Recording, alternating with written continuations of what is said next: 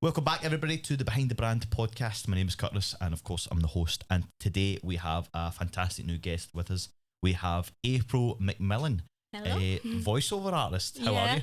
I'm very well, thank you. Happy to be here. Oh, brilliant. Thank you so much for coming, especially because you've travelled a good few fair miles to get here, to be fair.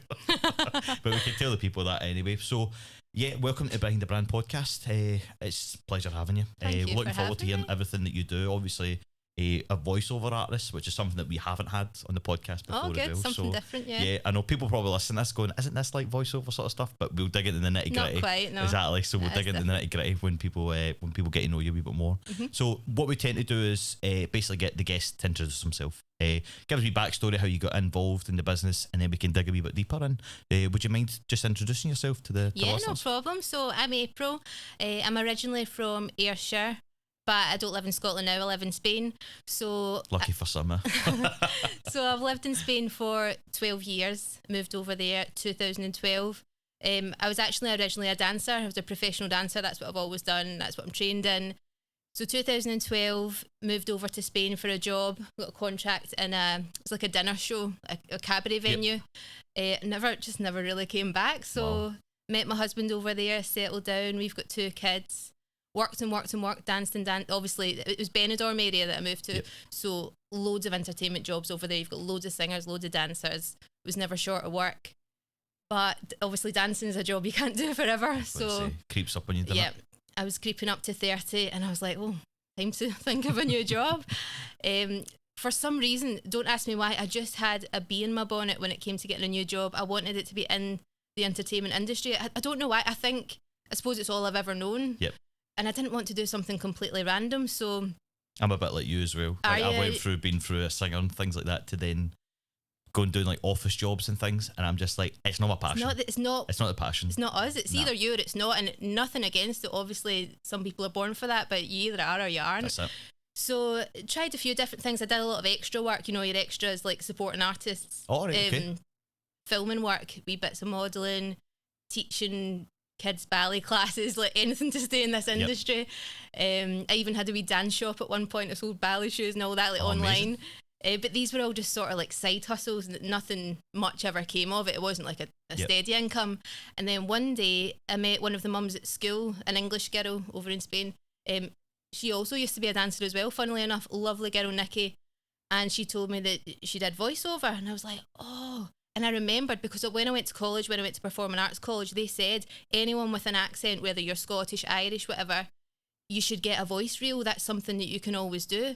Right. And I was interested in that, and I've always been interested in it, but one of those things you never... Back of the mind sort of thing. Yep. Well, when you graduate college, you've got your professional headshots, you need a show reel, you might need a singing reel, an acting reel. There's enough to be doing, you know. Never got round to it. So much involved with what you need to do to kind of succeed in this business. That's before right. you even get in. Well, that's before you're travelling to auditions to London every day and all that. Oh, God. So I was like, oh, voiceover. Brilliant. And I asked her if she would mind to sit down with me, and she was so kind.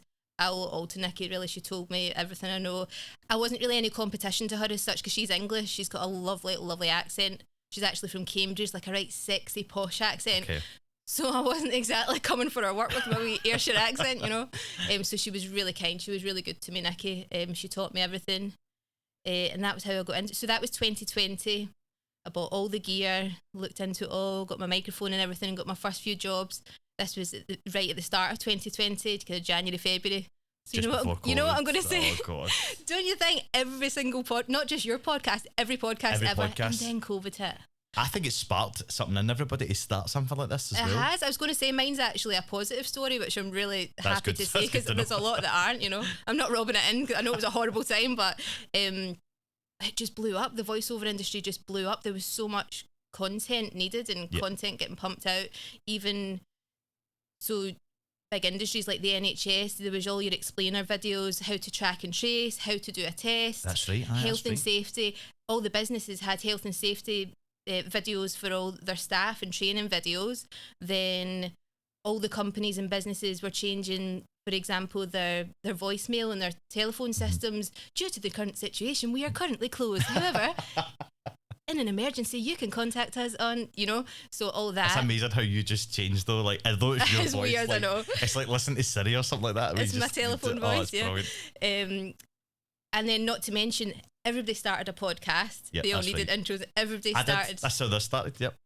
Everybody started a YouTube channel, radio stations popping up, and it was just brilliant. So yeah, that really catapulted me, and luckily it's my full-time job now, so that's brilliant. It's amazing though. It's amazing to like hear somebody doing like voiceover sort of stuff. I've always had a keen interest in it. It's just something that interests me. I've worked for like local radio stations and things like that. So it's always interested me, that sort of idea. Never been on like the air or anything like that. But as I say, I've got a singing background. So I've always been intrigued in the recording sort of process and stuff.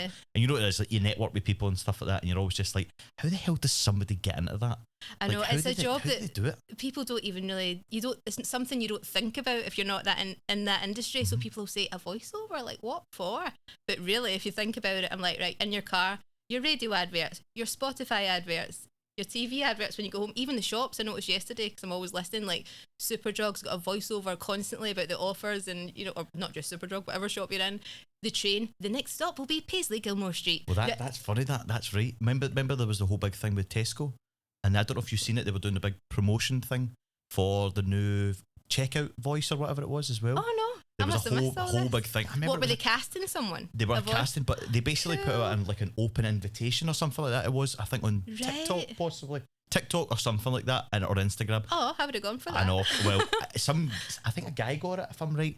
But he was just a guy that happened to. I don't think he was a voiceover artist by any means a stretch. Right. And he just put up his audition, and then lo and behold, he's the new voice of the checkout in Tesco. So cool. I'm like, it's amazing. But you're right, there's just so much opportunities there for voiceover sort of thing to go in as well, like all these different adverts. And I didn't see, when you put it in perspective, I didn't think like the train and stuff like that. You forget that someone needs to do that.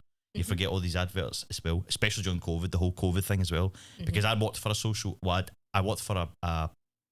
I worked for a company, and I was doing social media for them at the time, and it was so hard to come up with content because you couldn't go anywhere to film anything. So everything did have to be like voiced over and stuff like that. But then you try to put it with like stock images and stock like B-roll and things. It's just like, it was and you don't want horrendous. The same voice all the time. You'd rather mix it up. But it's amazing. Just so you currently record everything where you are then? Yeah, at home. You can pretty much do it remotely anywhere.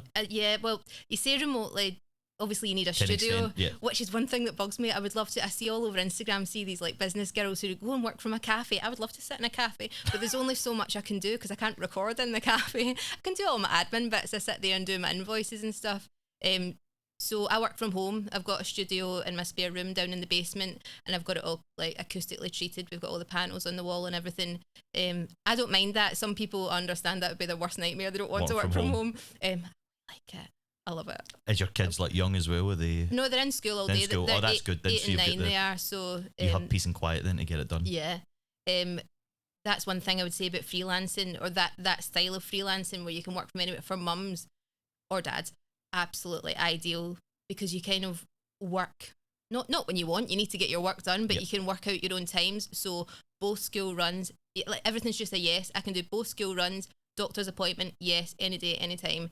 Dentist appointments, all their different sports, whatever it is. It's ideal. It just takes a bit of a load off to not have to stress about that, because I've got friends obviously that work normal jobs and it's a total stress. Oh, how am I going to do that? So that's lovely. Fit in your schedule. It's great. I'm really grateful for that. So you obviously you're your own boss as well at the end of the day. More or less, yeah. It's just funny. I've just been desperate to go over to Scotland though, because it's a funny job. So obviously all my work's online, and as you say, you can work from anywhere. But my USB, if you want to call it that, or my niche is Scotland. I'm a Scottish voiceover artist, and I never get to hear any of my work. So like my mum sent me a wee video on WhatsApp the other day. She was like, "Is this? I'm in the car. Is this you on Smooth Radio?" And I'm like, "Yeah." And because all these things are regional, so all your obviously radio ads, TV ads, but also your YouTube ads and your Spotify ads are all regional, like local. So I get all the Spanish ones, and you do this work and you'd love to hear it, and you just don't get to hear it unless somebody actually sends you. That's right. My friends, I've got Scottish friends that live in Spain, and when they come home to see their family, they're like, "You're on the telly." It's different though, I must say, like probably from your perspective, like recording it and listening it back. to actually hearing it when it goes live. Oh, like on the radio, it's the all TV, edited, things like that. and Yeah. they've added their music and everything. You Yeah, actually see the full thing come together, whereas you just record like those wee parts. yeah, I've done that before. I've had to record certain parts and then send it to somebody, and then you wait till like the final product comes out, and you're like, oh, that's the way it sounded. Do you know what I mean? That's for like singing wise, but I'm like, for you, obviously, you'll be involved in probably certain stuff you've done. Like I was looking at most of your stuff. You've worked with quite a big, like a range of big companies and stuff like that as well, which is absolutely fantastic as well. One of the biggest Papa John's and things like that I'd seen, obviously, the Scotto and things like that as well. Have you seen that one? Yeah, I like to do my research and things like that, but they brought out a new one the other day, the Scotto. They're funny, those adverts. They're dead cheesy, aren't they? I love it. Oh, they are. But you're right, it's always like YouTube and things. I love watching YouTube, and I love watching like people create content and things like that. So I always see like these adverts, and I probably heard your voice so many times. You might notice it now. See it. I know. I notice it. I'll be like, that's April. But as we were saying before as well, before we came on camera, I think Scotland seems to be brilliant for networking. There's so many events that you can go to, and I see them advertised all the time, and I'm like, oh, I wish I could go to that. So I do want to make a keen effort to come over, because it's not that there's nothing like that in Spain. There is the odd thing like that, but first of all, it'd probably be Spanish. If it was British, because there's lots of British businesses there, they don't want a Scottish voice though. I do actually do a lot of work in an English accent. I can do an English accent, but then it's, do you know when you go to these networking events, because I did go to one in Spain, and you all had to stand in a big circle and stand up and say, hi, I'm April and I do this. So I had to do it all, and then I had to say, oh, and by the way, I know I'm Scottish, but I can do an English. Oh, that just doesn't work, you know. Whereas I can get here. The thing with voiceover is as well, I feel lucky that more or less every business needs a voiceover at some point, whether that's your telephone or your adverts. So I could go to any random event. So if it's the beauty industry, brilliant, love to work with them. But also I could go to an event full of like estate agents. They need voiceovers too. So I'm actually working with a couple of companies and stuff, and they're very much in the sense that they don't want to be on camera speaking. Like they just want to have like the B-roll going by, and then you need their voiceover, but they're like, I don't want it to be my voice. We're like, well, that's when you need people like yourself to come and step in. So it's getting in the right rooms and meeting the right people. So I'm here this weekend, and I'm hoping to do it a bit more often, get over and meet some clients. Yeah, it's just funny as well when you've got regular clients that book you over and over again, and it's all very digital. I've never met these people. It's weird. Hopefully this will be good though, to actually put like, you know what I mean, your face to a name, you know what I mean? Like it's one of those ones where you're like, you're right, I never met the people, but then you're like, oh, I'm actually here. I'm a real life person. I'm not like AI or anything. Yeah, I know. Oh, that's amazing. It's just, I'd like to take it back to kind of the start of how you actually get involved in it. So as much as you're saying like creating reels and things like that, people probably don't understand what that is, especially if they're looking to it. And I'm more talking about somebody that's maybe wanting to get into voiceover. There is a lot of research to be done if you were wanting to get into it. I think it's different maybe when you come from the entertainment industry as well, and you've at least, like I've done a lot of voice work, I've done a lot of singing lessons and acting, and you've got your posture and your diaphragm work and all that. I'm not saying that you can't do it. Obviously there's plenty of famous voiceover artists that have never done any of that. There would be an awful lot of research you would need to go into. You need to make sure you've got the right gear, not a cheap microphone. You need to know where to get work from, how to approach an agent. So I think that's that. Like, when you're saying creating a reel, so for those listening, it's when you create like, you'll probably know how to explain it better than I will, but it's obviously what I was meaning was you wouldn't have had any projects lined up or anything recorded. Did you have to come up with certain like advert type things to basically showcase what you're capable of doing? That's right. So you don't have to worry about, it doesn't have to be work that you've already done, because obviously if you've never done any, you can't put a reel together. Yep. There's actually websites online that you can find scripts specifically for that, or you can you could maybe write one. So say there's a BMW advert that you really like, you can change the brand name and make one up, Ayrshire Cars or whatever, and change it a little bit so you're not completely copying it. And then you just, in your show reel, it'll be up to about a minute long. You just want to show a few different styles. So there'd be like a salesy one, maybe a slow one. You could do a more sensual one, and then your telephone, a more business corporate style. Just try and get little short snippets of all these different styles within a minute, so that when you're sending it to clients, they can see. You wouldn't want it to be like a minute advert of just one style of voice. Yeah. And I think that's it. Like, it's obviously showcasing what you're capable of doing and stuff. And would you recommend people to try it in different kind of like we're saying accents and things like that, so that they get used to doing that? Because like that, do you think you're put at a disadvantage because you're Scottish? No, not necessarily. It depends how you look at it. Disadvantage as in, if you look at the world as a whole, it's not really that many people looking for a Scottish accent. So my friend Nikki, she does amazing because she's got a standard British accent. But I don't see it as a downfall, because at the same time, I'm just determined to crack the industry. Like, Scotland's such a small country, it really is. Can't be that many people doing it. So if you look at it that way, you've got a bigger chance of getting the Scottish work, because there's not many people doing it. So I don't see it as a downfall, because as much as the world as a whole would rather have a British accent or an American accent, but there's so many thousands of people doing it. I wouldn't say there's thousands of Scottish people doing it. So no, you're the first one I've met personally that actually does it. Right. As I say, I've got friends and stuff that do radio, but they don't do like radio adverts as such. They're more just presenters. They're the actual presenter. It's nice to actually meet somebody that actually does the voiceover sort of stuff, because you hear it every day.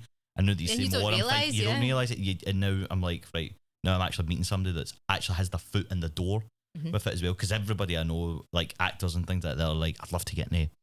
Because voiceover and voice acting, two different things, would you say? Ever so slightly. No, I think it's just a different word to use for it.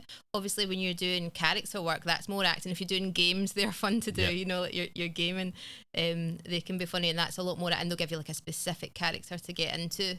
That's something that might be hard when you're asking about people getting into voiceover. If you've never done it before, any type of acting, you might, I don't know, just find it cringy or whatever. Not necessarily a big personality, you might love it. Like my husband, he's not Scottish, he's actually from Bulgaria, and when he saw how well it was going, he was like, could I not do a Bulgarian one? I was like, absolutely, another small country, get in there. But it's just not him. He's a big quiet guy, and he's like, oh, I could never. I think you must need a personality when you're going to do this sort of stuff, like, yeah, or at least be able to put it on, and it's just not him. So how did you know your voice was right for doing it though? When you did it, did you think you don't know, do you? You just have to give it a go. You were either going to get the jobs or you weren't. Thankfully, it worked out. It's just one of those ones. Could you imagine you did it and they're like, what's going on here? But you do have such a nice like voice and stuff. As I've listened to your stuff as well, and you obviously gave the people a nice wee kind of freebie there for doing that. So I appreciate that. Let's talk about some of the kind of companies and stuff that you work for, because you also do a range of sort of ones. Are you allowed to mention any sort of names that you've worked for? More or less, yeah. Some of the bigger ones. It's a funny thing. It's just different every single day. So it ranges from your telephone messages, like I said, radio adverts, TV adverts, Spotify adverts, and then I actually do a lot of work for podcasters. All the podcasters need an intro and an outro, and like your wee segments in between, jingles and things like that. And it's all over. I do quite a lot of work in an English accent, which I'm trying to get out of because I just want to focus on Scottish. But obviously you just take the work that comes. Of course. Some of the bigger ones, my first big one was the one that you mentioned, the Papa John's for Sky Sports. Massive company, man. Excited when that came in. Massive. So that played over Sky Sports then? Yes, it was regional, and it was only for a few weeks. It was while one of the, I'm not into football, one of the big tournaments was on or whatever. Right, okay. Probably Euros or something like that. Yeah, something like that. It was a few years ago. That was 2021. My biggest one lately was Emirates. I can't believe that. Oh my god! Emirates We just Airline. booked our first Emirates flight. I'm so looking forward to it. Oh, I've never been on one. It looks gorgeous, doesn't it? Well, we were saying that as well because we've currently just booked economy, but we're trying to upgrade. I know, but don't you think even the economy on Emirates is? Oh, it looks fantastic. It's not Ryanair. Everybody, I know. We just flew EasyJet there. Tragic. And you're like, they're sitting on the thing as well. I know. But I am really looking forward to it. But Emirates, that's class. Yeah, well, I was really, really happy. So it was Emirates were celebrating 20 years of flying Glasgow to Dubai. That's what the advert was for. That was my mum found the other day. Is that Smooth, he's like, that's you? Smooth Radio. So that was a good one. Oh God, you put me on the spot. I'm trying to think what other big ones. A lot of local companies as well. They're not always. I think it's a mix you do. It's a mixed bag of companies that you work for. Sometimes I work for big companies, but it's not content you would ever see. So I do a lot of work for the NHS and for the Scottish Government. Is that like in-house for training purposes and things like that? Police Scotland as well. It's either in-house for training purposes, or I do quite a lot of work for, it's actually sign language videos. So any information that's put out there from the Scottish Government or from the NHS, they also make a sign language video of it, and they have a voiceover in the background. I take it just so it's not just a completely silent video of someone doing the sign language. So they all get voiced, and they're long videos. They take a long time to do. Audio books. Do them? Yeah, it's a huge range. Audiobooks. I love audiobooks. That's Do you? amazing. Do you listen to them? I've had a couple in the past, to be fair. Yeah, I would rather listen to an audio thing now than read it. Read it. Yeah, definitely. As much as I love my Kindle, I'd love to. Mm-hmm. I prefer an audio style. They're hard work to do. That's a lot of work that goes into them. I was going to say, so do you record, edit, and then like do everything yourself? I Do you work don't with a team? No. I don't edit the audiobooks. That's far too much work. Is that just like a raw sort of recording that you would send? I try and mark all the mistakes, and I'll try and take as many mistakes out as I can. But as far as editing it to get, because you've got standard settings that you need, it needs to be just right for Audible, Amazon. I just send that to someone else to do I'd that. let them do it. The same with any radio adverts that have to be done on my side. I've got a guy that I send them to. He does all that, so I just do the voice. That's great. That's and perfect. That takes. Allows you more time though to do the other parts of the job. That's right. Yeah, you're not worried about it. It stress. takes a long time. Well, I say it takes a long time. It does if you don't know what you're doing. If that's not your bag, so I'd rather just pay someone to do it nicely for me. 100%. Again, that's the best part about managing yourself, and you know what you can manage at the end of the day, and you're like, it's great. And I've always said this to people as well, because there's a lot of people that when I'm talking about this sort of thing with podcasting as well, I'm like, there's people out there that have the expertise on it, so give them, you know what I mean, give them a place, you know what I mean, to let them help you. I would rather work with people and help them than see somebody sit and struggle. That's right. You know what I mean, rather than sitting there going, I don't know what I'm doing. Because I've tried to say, like, as much as like go on, create your own podcast 100% and do your own voiceover stuff like that as well, but just remember there's companies like myself that exist. There is, yeah. To go and do it as well, and there's nothing like a partnership. I mean, that must benefit you as well, being able just to record the content that you need and then send it to somebody else. Yeah, collaboration, it's all about that, yeah. And it's always the big thing as well, especially small businesses as well. We try and say collaboration is key when it comes to it, and you'll grow with somebody else as well. It's amazing just to hear, and obviously, like, and it's what you do, like, it is such a individual thing, like, you know what I mean? It's so unusual, yeah. It is as well, like, it's mental to hear. What's some of the favourite things that you've done? Do you think with voiceover? My favourite jobs that I've done. Yeah, well, not even jobs, just like your favourite part about the job. I mean, you can say about jobs that you've done, but or companies you work with. Favourite part of the job. Yeah, just everything that you get to do. It's just, that's a hard question. What's my favourite part about the job? I've probably seen the finished product or hearing the finished product, because a lot goes into it. It's a lot of work. Yep. And finally hearing the finished product, which I don't get to do a lot, as I said, because I'm not over in Scotland. Say, you're just recording it and then sending it away. It's funny, you just send it off into the wild and then like never really hear from them again. And it's obviously a buzz when a client's happy with your work. Big buzz when they come back to you. Yep. Repeat clients, because then you know you've done it right. Sometimes people can say thank you very much and you never really know, but if they come back then you know you've done it well. So no, there's not an awful lot of meeting other people. That's one thing I'd like to do a bit more. I'm very much sitting in a room smaller than this all day chatting away to myself. That doesn't bother me too much. I know for some people they're like, no, I need to get out of this house. I kind of love it. I'm a bit of a hermit, but it would be nice to just collaborate, like you said, meet some more Scottish businesses and collaborate. Yeah. And do you currently work with an agent as well when you're going to put it out? So I'm just wondering if you do it all kind of solo as well. A bit of both. So I've got a few agents that they send work through or send auditions through, and then also there's some freelancing websites especially for voiceover online, and you sort of set up a profile and people can hear all your samples and they come to you. Have you got any you would recommend for people kind of looking at that sort of thing? No, you don't want to give too much away, but I'm just like, I know ones like Fiverr and things like that exist. Yeah, there's some. I more use them for like graphics sort of things. And things, that's right. Yeah, there's a few that you've got. Bunny Studio that I use quite a lot. Voices123, voices.com. There's all sorts, but it's only interesting to people if they're interested in that. I don't want to go on and on about it. Yeah. So it's just obviously for somebody listening, you might inspire. You never know. You might inspire the next person to be like. You know what I mean? It's nice to hear like there's a success story in voiceovers. Yeah. You can do your own marketing as well. It's a lot of just emailing and marketing yourself on your social media as well, getting all your work out there so people can see it and hear it and hopefully get yourself some more. And what kind of platforms do you use for like promoting your own stuff?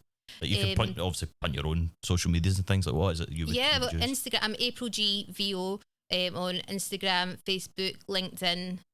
That's about it for now. LinkedIn's great, isn't it? I've got into that recently. I know I was going to ask you a wee bit more LinkedIn because that is business to business as well. So is that something that you've kind of put your eyes to? Yeah, I've started looking into that a lot more. So for me, for example, you don't want to stalk people, but if I looked into video producers, video creators, they're the type of people that are always looking for a voice. So I can write Scottish ones, and as I say, I don't like to stalk people as well. You know what I mean? Yeah.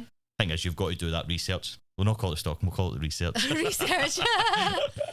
That baby reindeer sort of style. I need to watch. I've not watched it. Have you not watched it? No. I'll not talk anymore about it. Oh my word, that's on my list. You need to. I heard she was on an interview and she denied the whole thing, but they were like, "Well, we've got the details here." It definitely happened. I've not watched the interview yet. It's Piers Morgan, but I've not watched it yet. But it looks brutal.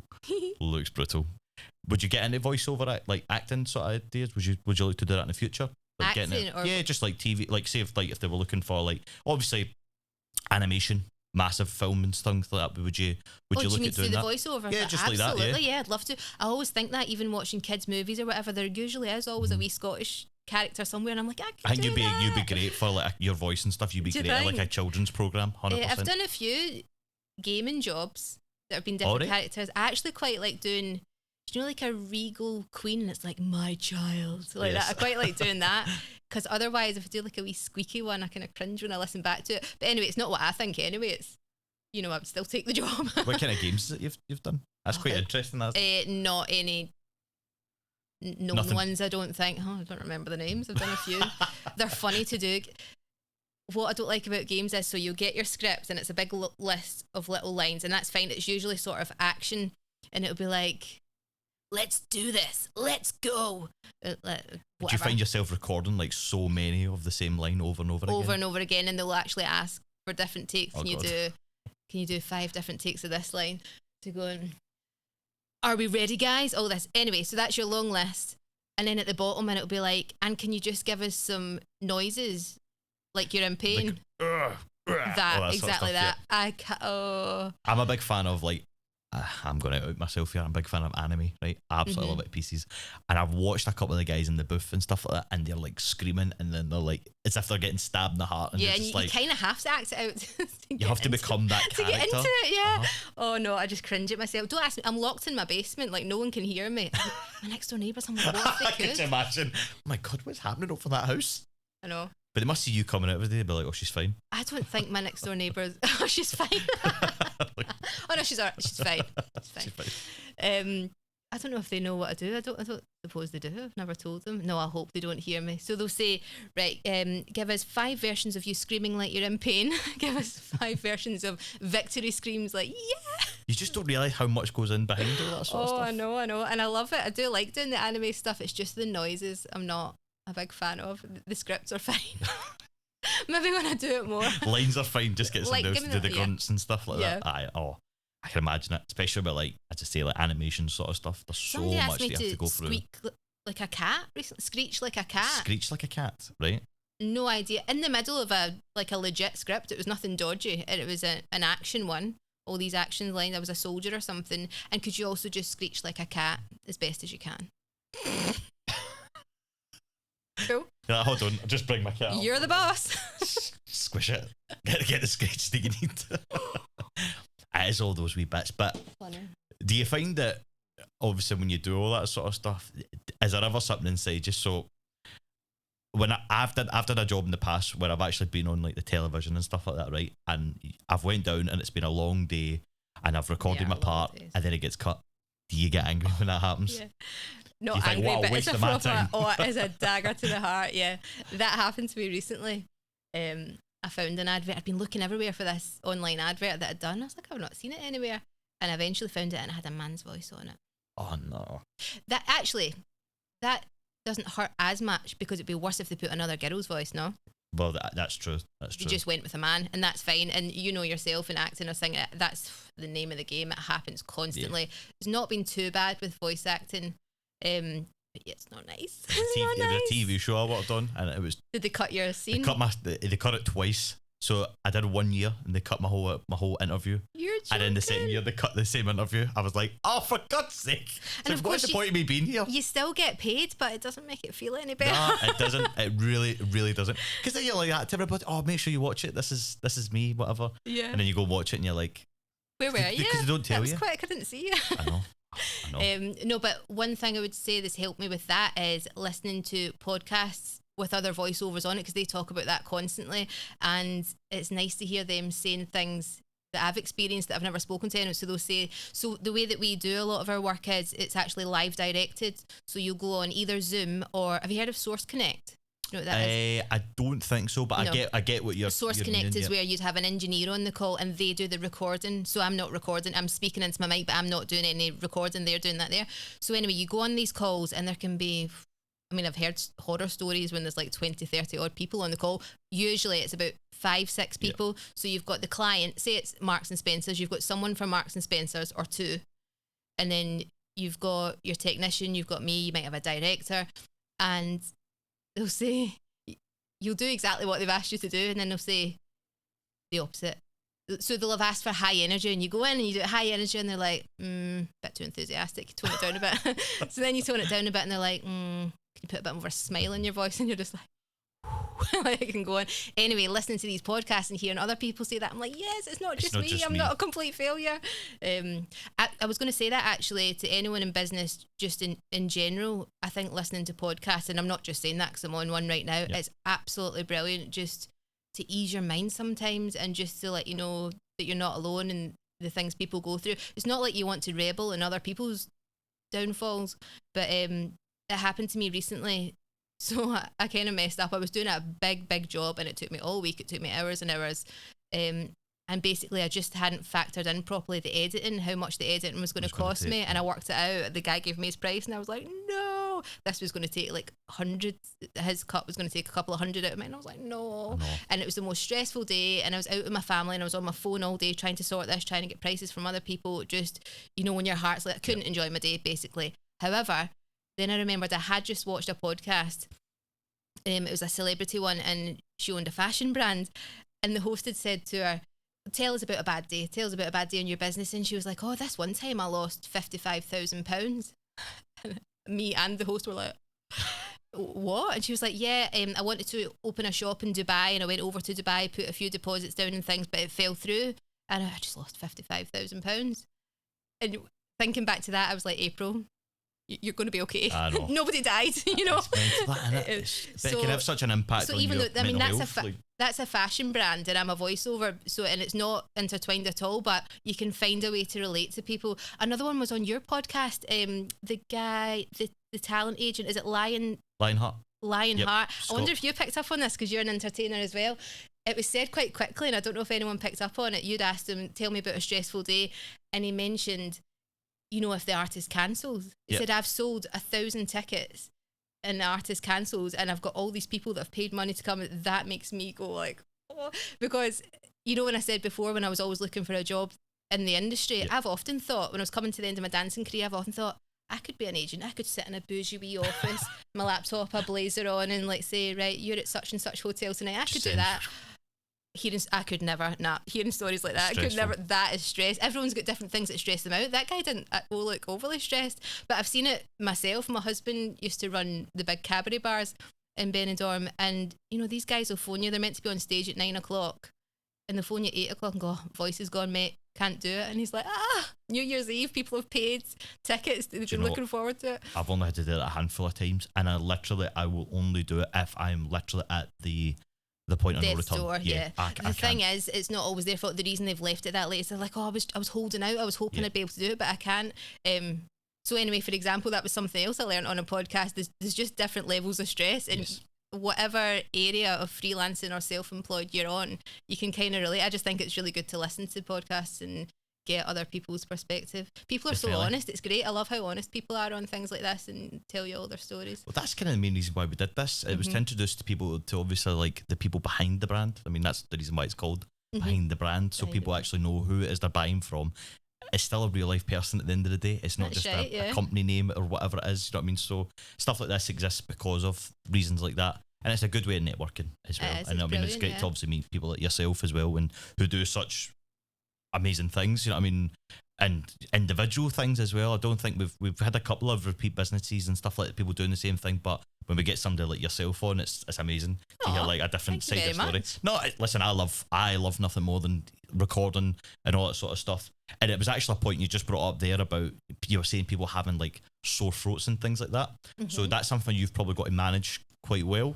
as I know as a singer, like I could have a day where I'm like, my throat is absolutely killing me. I'm like, how do you manage that? Obviously I know everybody will be different, but how do you manage it? No, that's right. I'm actually touch wood, I'm fairly lucky. I've never had any massive dramas, but you know, a cold can hit you at any point, or hay fever, and you know that way it would probably be fine. It's manageable. You take your medicine, you drink loads of honey and water, but I can hear it because I know the difference in my own voice. I'm like, and if it's a big job, you don't want to send it and it's not 100% right. It's stressful. I must say I'm quite lucky. I don't have any sort of throat problems, and I think singing's probably worse because you're singing for a full hour. Our jobs are short and you're not always screeching unless it was a video game or something and you're screeching. Normally it's a nice vocal controlled. cords definitely take a battering. I'll say that because there's times where I'm, especially if you're booked a gig on a Friday and a Saturday and a Sunday, like I've had weekends where it could be like that. Most of the stuff I do is at weekends because obviously everybody's off, parties, hotels, all that sort of stuff. That's right. So like, but I could, by the Sunday I'm absolutely gubbed. Like, it's scary, nothing. Isn't it? And I will do like the honey and some Manuka honey, all that type of stuff, and I'll try everything. And I'm like, and one thing that I was reading was like vocal zones and things like that. People are probably like, what the hell's a vocal zone? So those weird kind of black tablet things. And I'm like, even that just doesn't help. It just dries everything up in your throat. And I'm like, it's so scary. It was something I hadn't factored in. So I don't really do a lot of singing at all. Well, not now, obviously. But I'm trained in singing as well as I'm in dancing and acting. And one time I got a job in a Steps tribute. Oh, amazing. And I was so hoping that I would just be the one that didn't sing. I didn't sing a lot. I was there as the dancer, really. But what I hadn't factored, I was so worried about my singing voice being rubbish and not being a good singer. I hadn't factored in the throat care. And Steps is obviously very dancey, so being out of breath and things like that. So all this time I was just panicking about how my actual singing voice was. But then you've got another level. You've got to look after your voice. You're out of breath because you're dancing, and it was just, it was so stressful. Because your voice is your tool. At the end of the day, you'd need that to be able to do your work. I know. So that was just an extra problem. And I always try and tell people, I'm like, please take care of your voice. Because if you don't, you're going to lose it. If you don't, I find it difficult, but I'm like, I'll always try and make sure that my throat and things like that as well. Especially coming doing this sort of thing. That's why I prefer this. All day I prefer this to singing. Do you? Like, oh yeah. You had enough to singing now? I've been doing it for now for like 11 years and stuff like that, and I've been pretty much everywhere that I've needed to be, and I'm like, it's now I prefer this. I prefer the actual actually having a chat with somebody because I can give my throat a bit of rest. It's the late nights as well. Oh, brutal. That's not a must, especially if you're up in Aberdeen and you're having to travel. If you're not staying over when you're travelling back. That's right. No, I've had nightmare stories travelling back up from like Blackpool and things like that, and it's no good. It's no good. Whereas this is remote. I can just stay where I am. You know what I mean? I don't need to move anywhere. So it's been absolutely a pleasure having you on it's been this lovely. year. Is there anything you would say to anybody, like a wee bit of inspiration for getting into voiceover? Inspiration. Ooh, it's hard because I would encourage anyone to be self-employed because I just love it, but that's me, and I can't do that. There's certain people that love working for a company. For me, I just love, if there was one thing I would say is great, is just having your own time. Remote work, I would say, is the way forward because it's just a mental stress. It's a mental load off things that you don't need to worry about. You work in your own time. I would definitely consider it, especially for any parents and you're thinking, how am I going to juggle this? Think about, not everyone can be a voiceover artist, but think about what you can do. Are you great at art? Can you do graphics? Go and do a course if you have to. Do your research and find that thing that you can do. And if it suits you, I would definitely go along the line of freelance. I just love it. Love having all that time. Totally agree with you. And we were actually discussing this, not here or anything like that, out with. We were saying that a lot of people now there's more people starting their own businesses and their own I love it. hustles. I love all that. I think in a time like we were talking about years and years ago, nobody would have did that. Everybody would have just worked for somebody and just went the whole time, whereas now people are finally taking the plunge and taking the leap to go and do what they love to do, which is amazing to see. As well. Don't you think some people are just born like that? They're just like that entrepreneurial mind. I don't know if you've got time to tell your story. No, of course, go for it. Funny story about an interview I went to.